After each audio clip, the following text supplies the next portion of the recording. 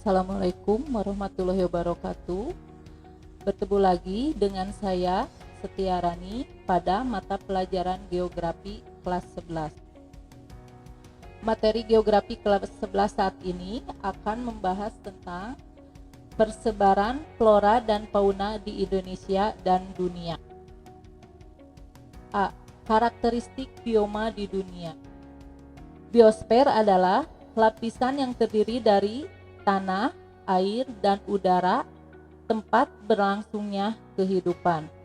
Oleh karena itu, biosfer tidak bisa terlepas dari atmosfer, litosfer, dan hidrosfer. Bioma didefinisikan sebagai komunitas biologis yang unik, melingkupi suatu area geografis yang luas dan terbentuk sebagai respon adanya perbedaan karakteristik lingkungan serta iklim. Ada beberapa karakteristik suatu bioma, di antaranya adalah sebagai berikut. Pada setiap bioma ada suatu komunitas klimaks. Ada suatu bentuk vegetasi utama yang mendominasi kawasan.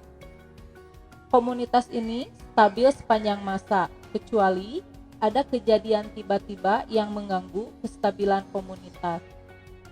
Bioma terbentuk karena interaksi antara unsur.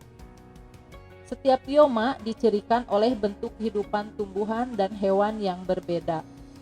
Bioma biasanya memiliki wilayah yang luas. B. Faktor-faktor yang mempengaruhi persebaran flora dan fauna.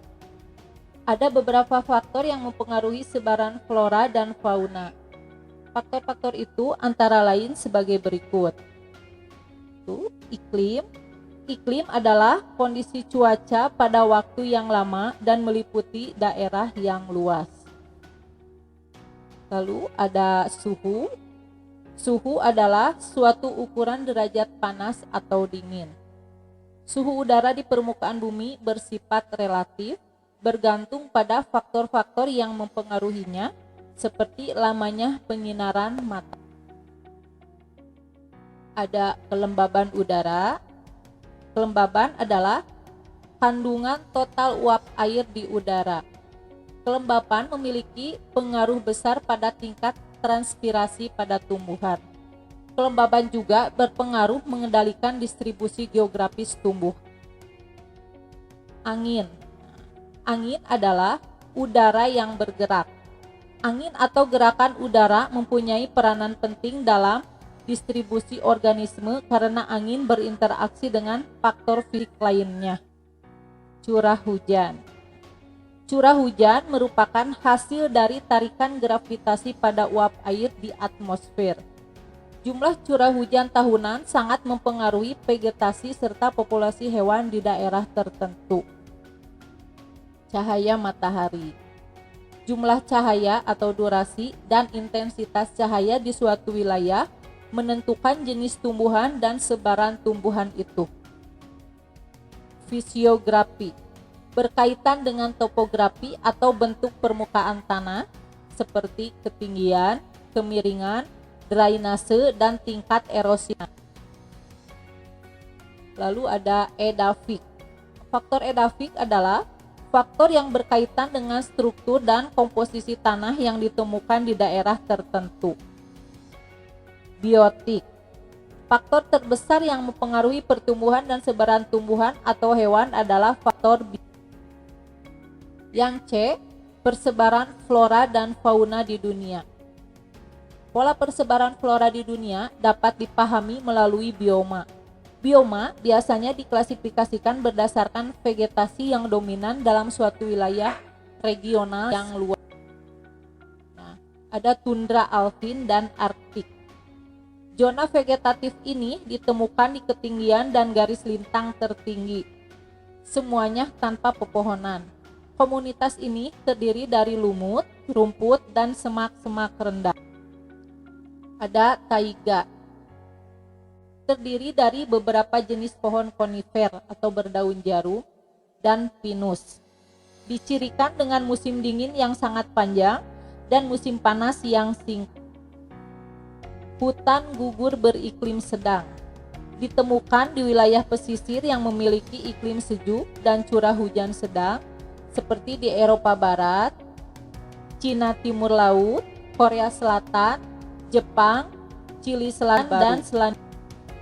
Hutan selalu hijau subtropis. Ditemukan di daerah iklim subtropis lembab dengan musim dingin ringan dan curah hujan yang cukup sepanjang tahun. Pohon berdaun jarum dan pohon berdaun lebar. Padang rumput beriklim sedang. Hanya ditumbuhi oleh rerumputan karena memiliki musim hujan yang singkat. Hewan di daerah padang rumput antara lain zebra Afrika, kanguru, Australia, dan bison Amerika.